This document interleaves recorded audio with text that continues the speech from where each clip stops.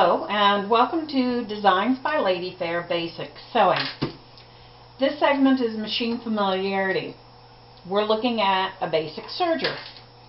In some respects you get what you pay for, but that doesn't mean you have to pay a lot to get a quality machine. I suggest before buying anything you do a little research. There's a lot of information out there, all you have to do is look for it.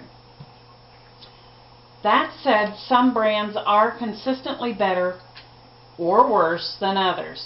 I have brands I recommend to buy and some I recommend against buying. For instance, almost all of the time a Singer machine is going to work for you every time you need it. There are exceptions, of course, but I've always had good experiences with Singer customer service, whether for a problem, parts, or advice. Almost all of the time, I advise against buying a brother machine of any sort. I find the quality is not there, but most of all, I find the customer service sadly lacking. And if you think that it means that it sucks, you're right. Now this is a 4-thread serger in a middle price range. It's a Singer. The model is the 14SH654 with differential feed. What is differential feed? Okay. There are 2 sets of feed dogs underneath the foot of a serger. One in front, one in the back. The differential feed changes the ratio of these feed dogs, how they react to each other. When the differential feed is turned up, it pushes in more fabric than it pulls through, resulting in gathering. The gathering ratio is approximately 2 to 1, meaning if you have a 10-inch strip of fabric, it should be 5-inch coming out of the other end. First, we're going to quickly go over the various parts of the machine. Now, I warn you, I use my machines constantly, so there's going to be dust everywhere. Even if you clean your machine every time you use it, there's still going to be dust in different places. Now, on the side, we see the power cord and where it plugs in. This is power and control foot.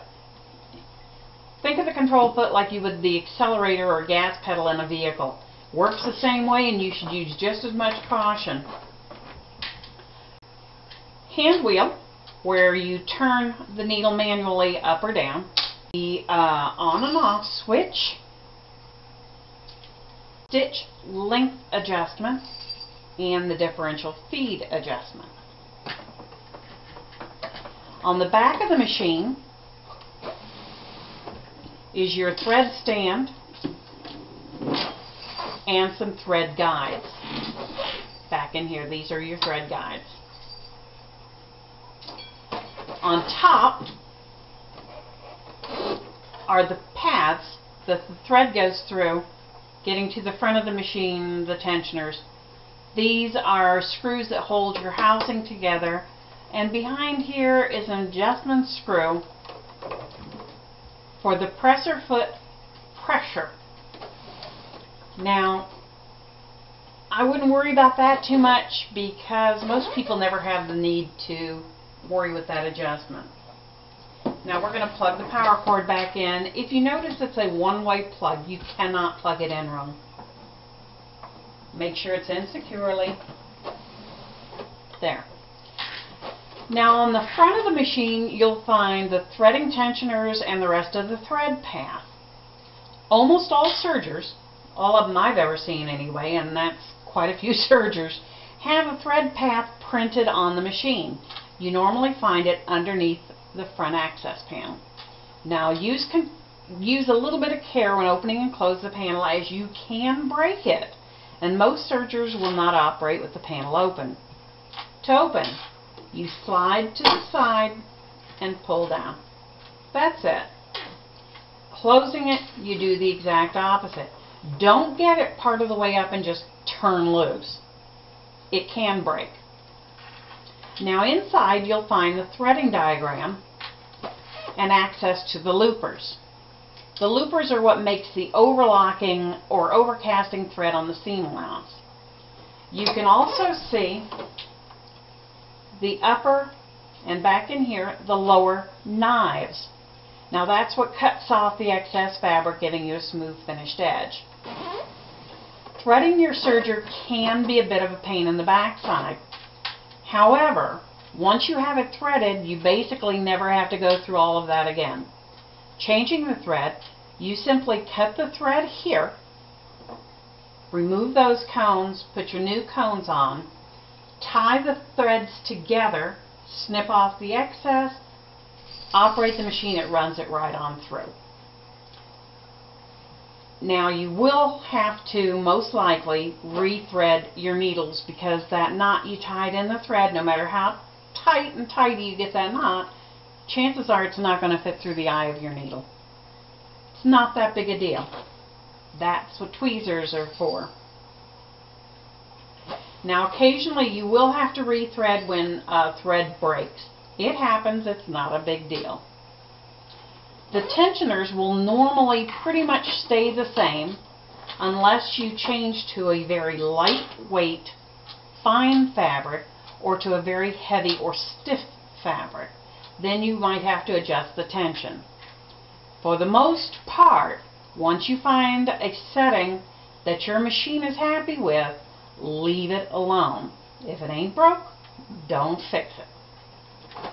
Various parts of the machine can be used as sewing guides. If you are trimming off a set amount of fabric, the seam allowance or whatever, I generally use the inside edge here of the presser foot for almost anything. Now if you use a guide, your seams are going to be straight as opposed to wavy, neat, even, and uniform. Unless what you are sewing has a lot of stress, high stress or pulling on the seams, like jeans, you can pretty much use the serger as an edge finisher and the main seam all in one. If it is a high stress area, I suggest using your standard sewing machine for the seam and use the serger to overcast the edges. Now, this is how your seam and edge look using the serger. It's nice, neat, and professional, right? It's great. I used white thread on the black fabric so you could see.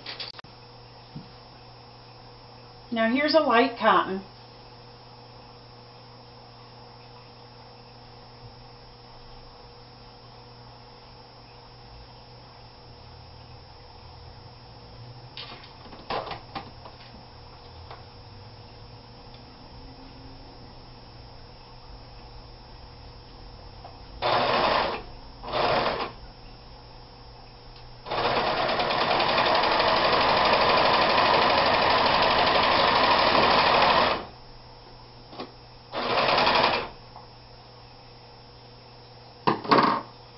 What we get is a nice, smooth, professional edge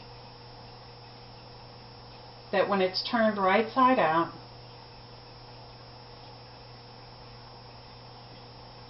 has a smooth, finished seam. It's perfect for most of your sewing.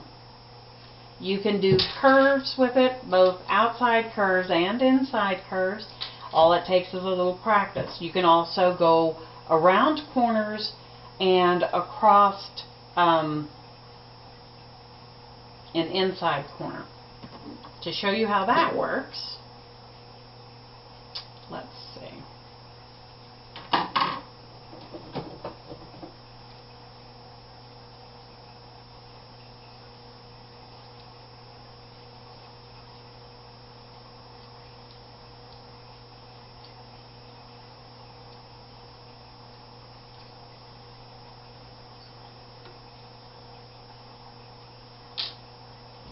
Let's see here.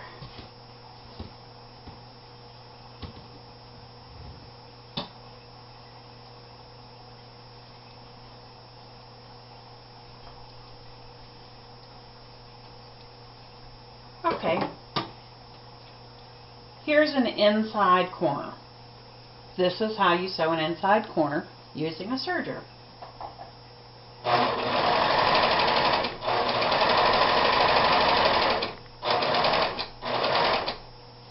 What you're going to do is you're going to straighten that edge out. Now yes, it does make a pucker here, but there are ways around it. Basically what you want to do is make sure that knife doesn't cut further into the fabric. So you're going to pull the pucker down, and then as you go, you're going to straighten it back out.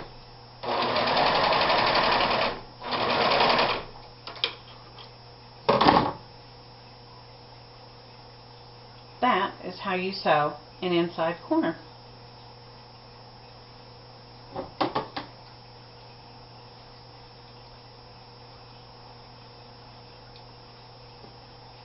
For an outside corner, it's a two-step process.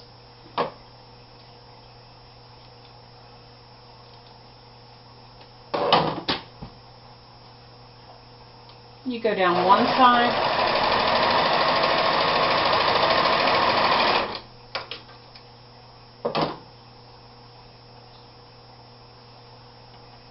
and then you go down the other side.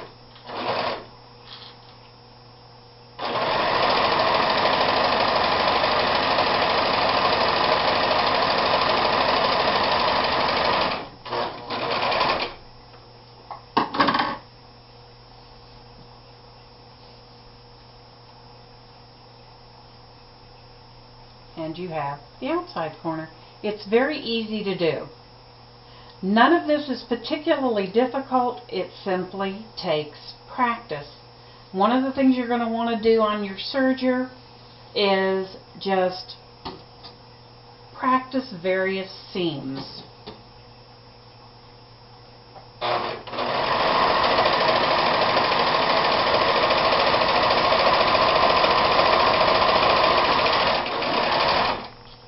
One thing to remember is sergers go very fast. They stitch an average of 1,000 to 1,500 stitches per minute.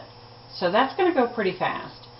The nice thing is it's almost impossible, to get your finger under the needle. So you don't have to worry about that so much. But you can always get nice finished seams. And like any other sewing, it's practice, practice, practice, practice. If you do all of your edges with your serger, you will always have a neat, professional finish, and it won't ravel. And that is your introduction to sergers. Thank you.